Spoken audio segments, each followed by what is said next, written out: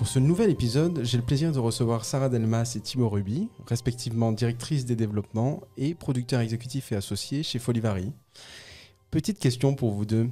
Est-ce que Folivari sont les garants de la production d'animation 2D traditionnelle ? Tu commences ? Si tu veux. Les garants non, parce qu'on n'est pas les seuls et qu'on ne fait pas que ça. Ouais. C'est vrai que ça peut être une image qu'on a, parce que nous on est ravis effectivement d'être sur des productions comme là en ce moment, Le Sommet des Dieux, qui est vraiment un long métrage purement 2D comme on les aime. Et à côté de ça, notre dernier film qui est sorti en salle, c'était Sam Sam, donc qui est vraiment un film en full 3D. Donc là-dessus, oui, enfin, nous on a envie de continuer à faire ça, donc on peut faire partie des garants avec d'autres, mais surtout on ne veut pas non plus s'interdire de faire quoi que ce soit d'autre. Oui, et puis à chaque récit correspond aussi sa technique, donc on choisit également la technique et la direction artistique en fonction du récit qu'on a en face de nous. Donc, ou de l'adaptation. Pour Sam Sam, ça faisait plus sens de le faire en 3D. On a fait le choix de le faire en 3D. Ouais. Mais voilà, chaque film, chaque série, ça va dépendre, quoi. Non, mais je faisais cette petite question parce que, en référence quand même au track record qui est propre à Folivari, on a, par exemple, là, sur l'image que j'ai amenée, les deux fondateurs, qui sont père et fils, puisque l'aventure a démarré en 2014. C'est Didier Brunner qui quitte les Armateurs, qui était une société de production qui est renommée puisqu'elle a fait les triplettes de Belleville ou Kirikou, et s'embarque dans cette histoire avec son fils qui lui est architecte de formation. Et puis derrière, il y a eu quelques productions qu'on va voir aussi là, dans lesquelles Thibaut, et puis tu me diras Sarah si tu étais impliquée également, tu as participé. On a Le Chant de la Mer, on a Ernest et Célestine, la collection, et puis Le Grand Méchant Renard et Autres Contes. C'est pour ça que je parle de ça. C'est que franchement, vous avez fait des longs métrages qui en jettent parce qu'ils ont tout ce style 2D, retour au basique, et avec un trait qui est un peu plus léger, mais les histoires sont superbes, quoi. Qu'est-ce que t'en penses, toi Merci déjà. Ouais. Parce que déjà, voilà, c'est sympa comme introduction. C'est sûr qu'il y a des chances qu'on soit encore plus reconnu, ou en tout cas que ce soit ce qui ressorte dans ce qu'on fait. Mais vraiment, comme le disait Sarah, et c'est le terme qu'utilise souvent Didier, c'est effectivement la notion de prototype dans ce qu'on fait, que ce soit en film ou même en série. Ouais. Et du coup, de vraiment réussir à s'adapter à chaque fois. Et après, peut-être que ce qui ressort encore, et peut-être même ça sera toujours le cas, ça reste effectivement ces œuvres-là en 2D. Alors après, pour être précis, Le Chant de la Mer, c'est moi qui ai travaillé dessus juste avant la création de Folivari. Didier, lui, avait coproduit avec les Armateurs Brendan et Le Secret de Kells, qui était le film précédent de Tom Moore. Ouais. Et là, justement, on s'est retrouvés tous ensemble sur le nouveau film de Tom en production exécutive, la Wolfwalkers, Le Peuple Loup, distribué par Roécourt. Et effectivement, le grand méchant renard, ce qui est bien, c'est que c'était notre deuxième film avec Benjamin Renner, donc qui a été co-réalisé par Patrick Imbert. Après qu'avec Didier, nous on s'est rencontrés sur le film Ernest et Célestine, et donc derrière, on a retrouvé Benjamin et Patrick sur Le Grand Méchant Renard. Patrick aujourd'hui réalise Le Sommet des Dieux. Et plus que la 2D, c'est cette notion, voilà, de un peu de famille, de gens qu'on retrouve de production en production, avec qui on a le plaisir de faire des films. Et voilà. C'est super film. On va regarder un petit trailer là, de Le Grand Méchant Renard que je trouve assez intéressant. Et d'ailleurs, pour les auditeurs, vous allez peut-être penser que c'est une fiction tellement que c'est drôle en termes de comédie. Et ben non, c'est de l'animation. Bonjour cher public, nous allons ce soir vous interpréter 3 pièces. Mesdames, messieurs, voici Le Grand Méchant Renard. Ah non, c'est la 3e fois cette semaine, ça suffit. Non mais c'est parce que j'ai faim en fait. Je m'en fiche. Pourtant j'ai tout fait comme toi. C'est-à-dire ? Mais tu sais, le truc que tu fais là. Ah ça. C'est ça. À table. Comment ça, maman ? Non mais je suis pas une poule. Vous êtes des poussins, vous devez avoir peur de moi. C'est quoi ce cri, maman ? Monsieur Loup est un peu colère. Oh, mais tais-toi! Tu vois pas que j'essaie de te sauver la vie? Bon, eh ben, j'aurais essayé. Vos poussins ont tenté de mordre certains de leurs petits camarades. Ils ont essayé de dévorer Michel. Bonjour madame. Et si à partir de maintenant, on devenait des adultes responsables? Ça a quand même reçu un César, hein, César des films d'animation 2018. Ah oui, on est très fiers, on a commencé fort.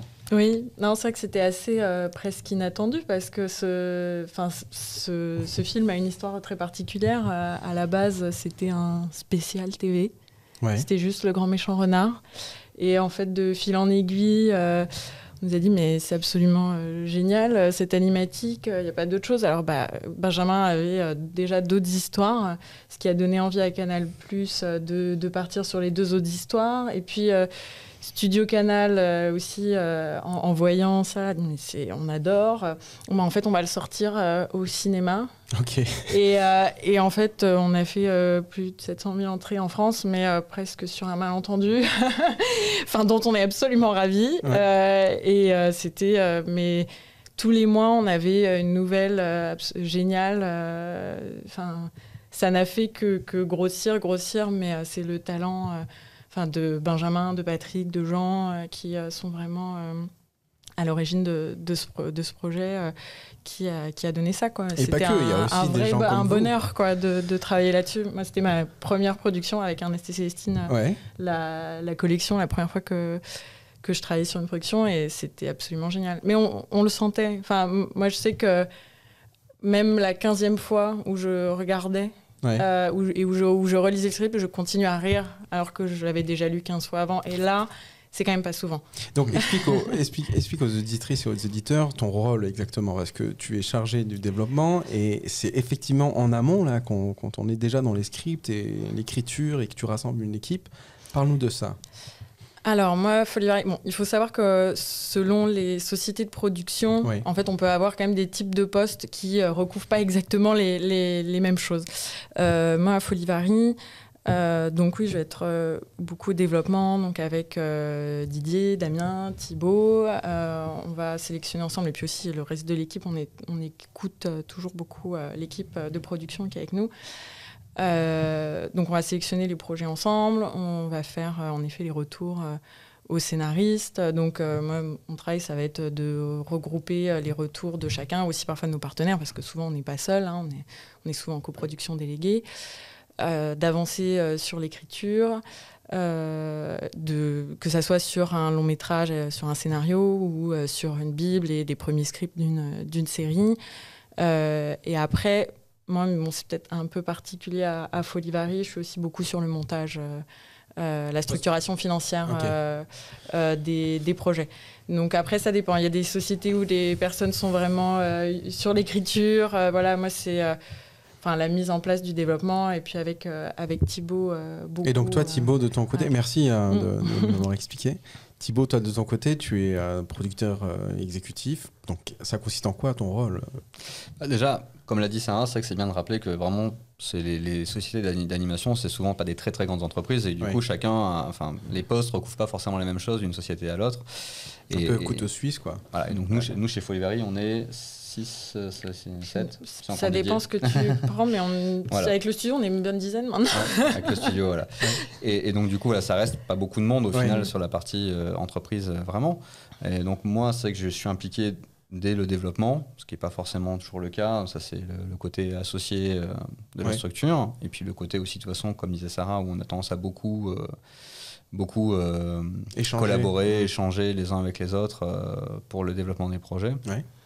Et en gros, après mon travail côté production exécutive, c'est vraiment de faire en sorte que la vision du réalisateur rejoigne celle des producteurs avec un respect en mettant en place tout ce qui va permettre de fabriquer le film. D'accord. Donc depuis justement de décider pour le mélange artistique, technique, financier, quelle technique on va employer. Ok. Ça te revient en Final Cut quasiment de dire on fait le choix de prendre cette technique-là. Chez nous, c'est assez difficile de savoir qui a le Final Cut sur quoi. En tout cas, c'est une décision collective, quoi. Très organique. Voilà. C'est plutôt une forme de consensus qui prévaut, mais justement sur croiser les différents critères pour savoir comment on va fabriquer, est-ce qu'on le fait chez nous, est-ce qu'on sous-traite, quel type de budget il va falloir mettre en place. Ok. Et donc derrière de surveiller après tout ça avec l'aide, heureusement, d'équipes de production. Bah, super. Et sur Le Grand Méchant Renard, c'est pas votre premier coup d'éclat, puisque en fait, il y a eu aussi Ernest et Célestine qui a reçu un César de meilleur film d'animation en 2013 et a été nominé aux Oscars quand même. Donc c'est pas rien du tout. Alors ça, c'était l'ancienne vie de Didier, même si j'ai partagé ce moment-là avec lui. Ouais. Moi, j'étais pas là. C'était sur les armateurs, ça. Ah, d'accord, ok. Ça, Sarah était encore très tôt dans les études. Voilà. Alors, mais qu'est-ce qui fait qu'il y a des films comme ça qui tout de suite trouvent un public, la critique est dithyrambique et puis gagne des prix, quoi. Qu'est-ce qu'il y a derrière? Il y a un travail acharné, il y a... Déjà, si quelqu'un a la recette, moi je veux bien quand même, parce qu'on en a fait quelques fois, mais c'est vrai que si on a la recette infaillible, on la prendrait volontiers. Et puis oui, je pense que c'est ça, il y a effectivement une manière déjà d'écoute. C'est vrai que c'est quand même quelque chose qui est important, je pense, d'essayer d'avoir une vision partagée. Une relation avec les auteurs. Et puis là aussi, Benjamin, c'était son premier film. Moi, je ne saurais pas dire, j'étais pas dessus, mais oui, il y a aussi beaucoup de travail. Hein, pour le coup, Benjamin, pour l'avoir vu sur Le Grand Méchant Renard, c'est un bourreau de travail. D'accord. Donc, ça ne sort pas de nulle part. Et après, là, il y a une rencontre avec Didier. Après, sur Le Grand Méchant Renard, avec l'équipe de Folibari, Damien. Et voilà. Et donc, c'est vrai que nous, il y a une approche... je pense très respectueuse du travail de l'auteur. On ne cherche pas à couper les ailes à la créativité. Vous allez plus Benjamin a été très libre pouvoir, sur l'écriture. Voilà, mais en fait, on essaye vraiment, dans le cadre d'Ernest et Célestine, donc une adaptation. Oui. On va essayer d'en faire une bonne adaptation, mais avant tout un bon film. Et pour ça, on va essayer de réunir... Et c'est là où vraiment, c'est ce qui a fait la force de Didier et qui, j'espère, aujourd'hui fait la force de Folibari en tant qu'équipe. Oui. C'est de réussir justement à aller trouver une alchimie entre des personnes qui sont très très différentes. Si on prend le cas du premier Ernest et Célestine, c'est aller effectivement chercher ces livres qui n'ont pas vraiment d'histoire, qui ont des histoires très limitées, qui sont beaucoup des évocations de moments. Et avec un graphisme très fort, d'aller faire écrire un scénario par Daniel Pénac, et d'aller faire co-réaliser le film par d'un côté un réalisateur qui sort de l'école et qui a réalisé juste son court-métrage d'école, et Vincent Patard et Stéphane Aubier qui ont fait Panique au village en stop motion et pas spécialement pour les petits. Et de réussir justement sur cette somme de talents, de gens intéressants, à se dire que ça va prendre peut-être un petit peu plus de temps, mais qu'on va réussir à avoir une alchimie qui va vraiment prendre. Et pour ça, voilà, c'est un mélange de confiance et de proximité aussi. C'est combien d'auteurs sur des longs métrages comme ça, en règle générale? Je vais te demander juste de parler en face, parce que après, dans l'audio, on n'aura pas ta voix. Ouais, je disais combien de... C'est très variable. Sur un long métrage ? Oui. C'est très variable, mais parce que quand on parle d'auteur, on parle aussi d'auteur-réalisateur là, mais on a rarement en dessous de deux scénaristes, un réalisateur. Bon, après, il y a l'auteur de l'œuvre originale aussi, souvent, mais donc c'est rarement en dessous de 4 personnes. Enfin, après, ça peut arriver que ce soit quasiment que la même personne, mais c'est quand même moins fréquent qu'en fiction où on a... quelqu'un qui est à la fois scénariste, réalisateur, etc. C'est un peu moins courant, je pense, en animation qu'en fiction. Et côté série, format série, là, on est... Oula. Il y a beaucoup de monde. Et c'est structuré en mode writing room et tout, les chambres d'écriture, direction d'écriture. Alors, il y a pas encore vraiment de writing. Il y a certaines sociétés qui le font. Ça commence à se répandre. Nous, sur Chien Pourri, je sais qu'ils se retrouvaient quand même avec Jean-Louis Momus, le directeur d'écriture, avec Patard et Aubier et les Coréales, donc avec David Durand.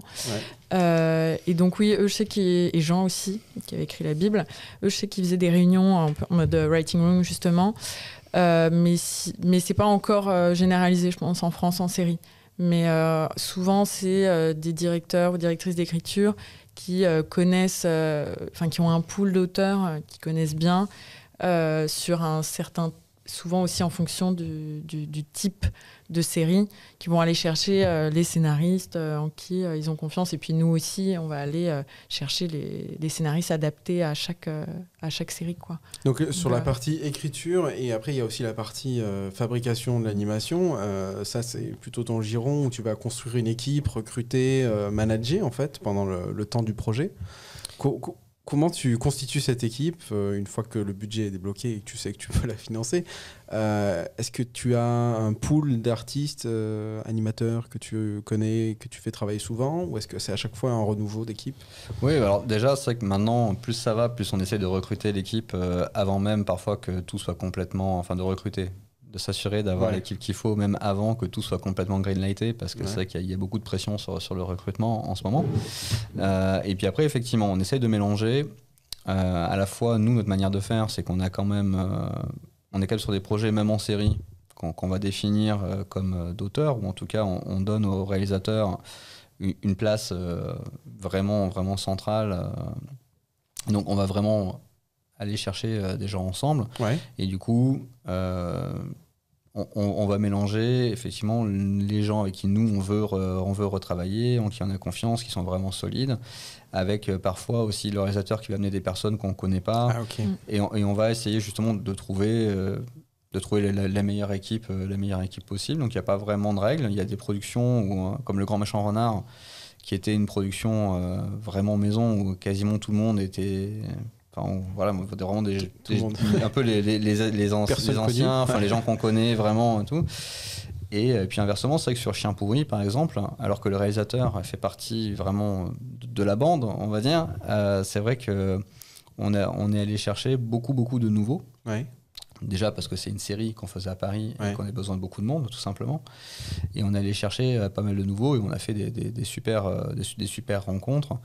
Et donc on essaye de trouver, en fonction du projet, de la volonté du réalisateur, des différentes exigences, de faire un panachage. Mais c'est sûr qu'on a quand même vraiment une grande équipe très large, depuis le storyboard jusqu'au compositing, de gens avec qui on retravaille. On va essayer d'avoir les images de Chien Pourri, la vidéo. Mais il y a un point intéressant dont tu viens de parler, excuse-moi, c'est la pression sur les talents, et j'aimerais bien qu'on en discute après. Pourquoi est-ce que c'est si compliqué aujourd'hui?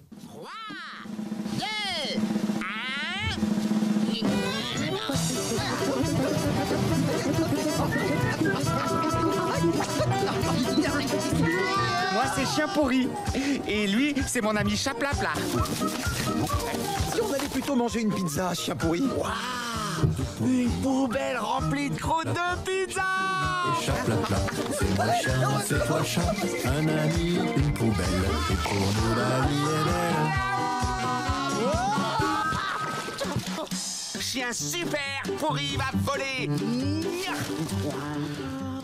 Voilà, c'est quelques images de Chien Pourri. Donc ça, c'est une adaptation d'une œuvre de Marc Poutavant et Kola Gutmann, c'est ça? Et c'était un best-seller, en fait, 500 000 exemplaires vendus. Et donc la série est réalisée par David Durand et Stéphane Aubirier, c'est ça? Vincent Patard et Stéphane Aubier. Ah pardon, alors je me suis mal renseigné. Mais du coup, ce qu'il y a d'intéressant dans cette œuvre, c'est que ça traite un peu du problème finalement des sans-abri à travers le prisme de ce petit chien pourri. En plus, c'est quand même assez évocateur dans le titre, etc. C'est une volonté de votre part d'aller dans des projets qui, comme ça, viennent pointer du doigt un sujet de société? Je pense qu'il y a quand même une affection Folivary pour les marginaux. Enfin, Ernest et Célestine, c'est aussi des marginaux. Donc, c'est vrai qu'on a un tropisme un peu comme ça. Je pense qu'on a beaucoup de tendresse pour ce type de personnage. Donc, et aussi, pour rire, même dans une poubelle, Chien Pourri, il est assez heureux. Il est heureux, ouais. Mais oui, je pense que c'est quelque chose qu'on aime bien. Après, on ne fait pas que ça. mais ouais. Et justement, donc, pour créer une série comme ça, c'est énormément de personnes qui sont au travail. Et tu mentionnais la difficulté de trouver des talents, ou en tout cas d'être sous cette pression de recruter vite pour le projet. Qu'est-ce qui se passe en ce moment sur l'industrie? Il y a un appel d'air ou... Oui, en fait, on a la chance en France d'avoir vraiment tout un écosystème, des techniciens, des auteurs, mais aussi des techniciens très, très qualifiés qui vraiment travaillent très bien. Et bon, c'est vrai qu'en ce moment, on a la chance qu'il y a beaucoup de choses qui se font en animation. Donc ça, c'est très bien. On a la chance d'avoir des soutiens, des incitations fiscales à venir travailler en France pour les étrangers et à rester travailler en France pour les Français. Ouais. Et du coup, il y a beaucoup de choses qui se fabriquent, en particulier en France. Et de fait, c'est assez récent. Ouais. Et du coup, il y a aussi pas mal de concurrence pour avoir justement les meilleurs techniciens. Alors, ça reste adapté à chaque production, mais c'est vrai qu'il y a beaucoup de concurrence. Et donc, c'est soit des techniciens connus parce qu'ils ont une certaine expérience, on sait qu'ils vont pouvoir fitter avec le projet, mais il y a aussi la partie jeune, donc des jeunes diplômés qui sortent des grandes écoles d'animation françaises. Est-ce que vous allez vers ces écoles pour essayer de recruter des talents généralement, ou c'est pas forcément le premier réflexe? Oui, si, clairement, par exemple, nous, chaque année, on est présent au jury de fin d'année de la Poudrière pour repérer les réalisateurs, réalisatrices qui vont en sortir, mais aussi de manière plus générale. Après, ça, c'est plutôt toi, Thibaut, et les directeurs, directrices de production font souvent des sessions pour rencontrer justement les personnes sortant d'école lors des différents festivals, des forums, etc. Donc oui, on est obligé de le faire. De toute façon, il faut que on doit aller à la rencontre de ces personnes-là. On a besoin de leur talent et puis c'est super agréable d'avoir des petits jeunes qui commencent avec nous. Non, c'est vrai, parce qu'il faut les faire grandir et puis c'est toujours de l'énergie en fait qui vient dans le studio comme ça. Sur Chien Pourri, c'était génial. On avait une équipe super dynamique. Combien de personnes travaillaient sur Chien Pourri? En même temps ou au total? Au total, disons au total pour voir.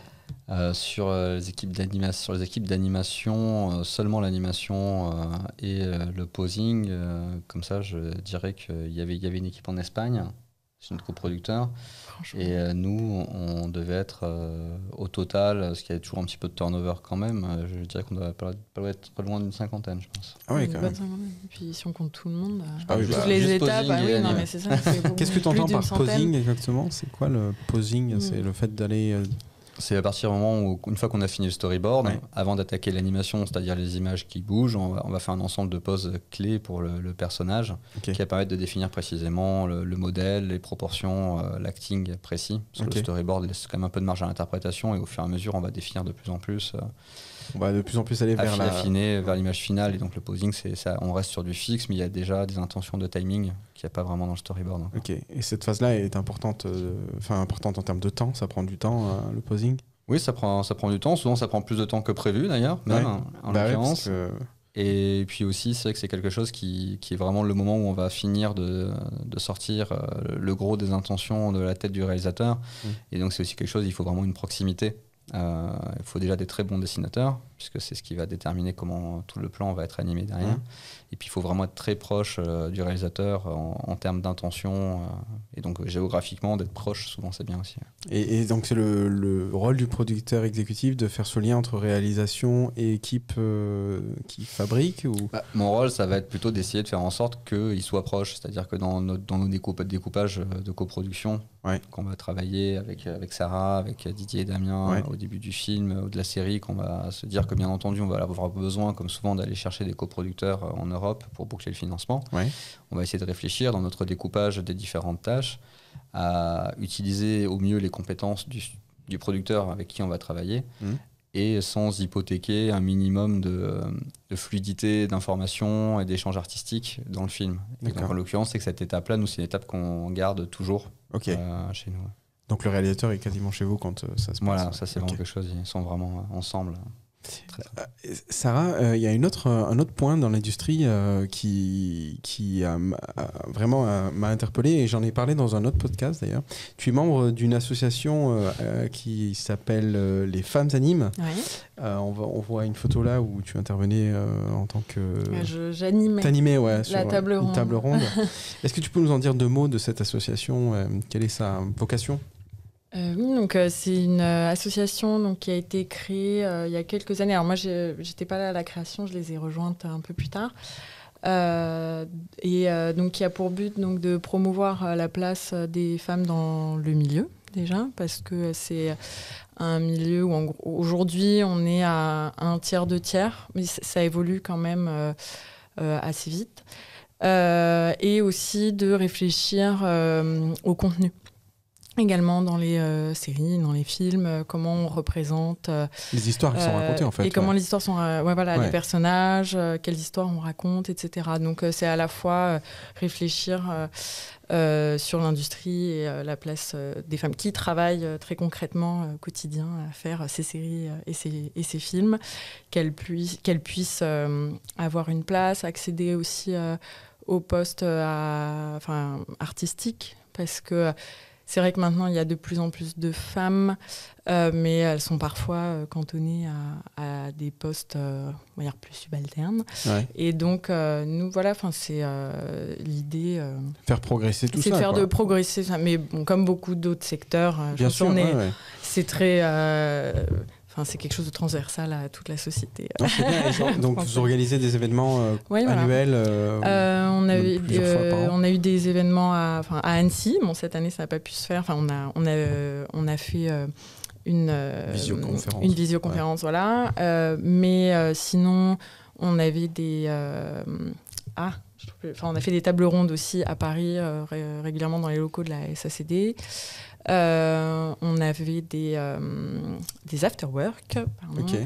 Il y a des sessions de mentoring aussi, je crois. Également, chaque année, on a une session de mentoring qui est lancée. Et donc, il y a pas mal d'actions.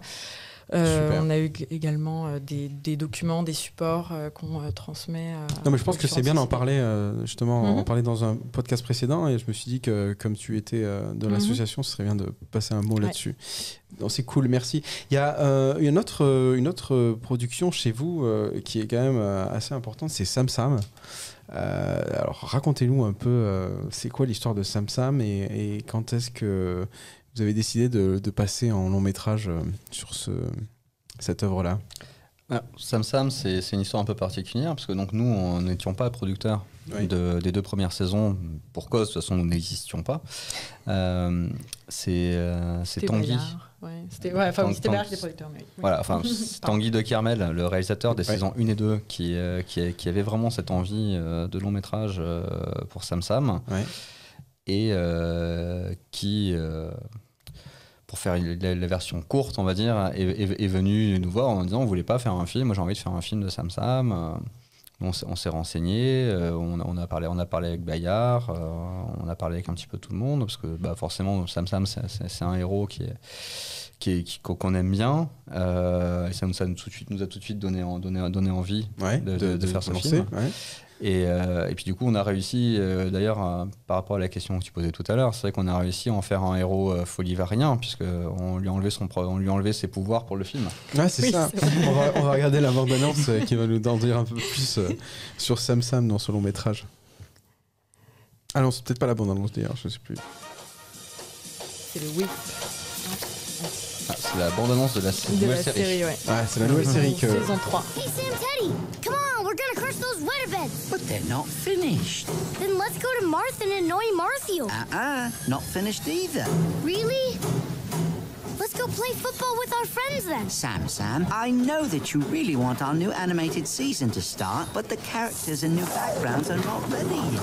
Have you seen this mess? Oh, but the flying saucer is ready. Come on, let's tell the producers to hurry it up. Wait, I don't think they put the skylight.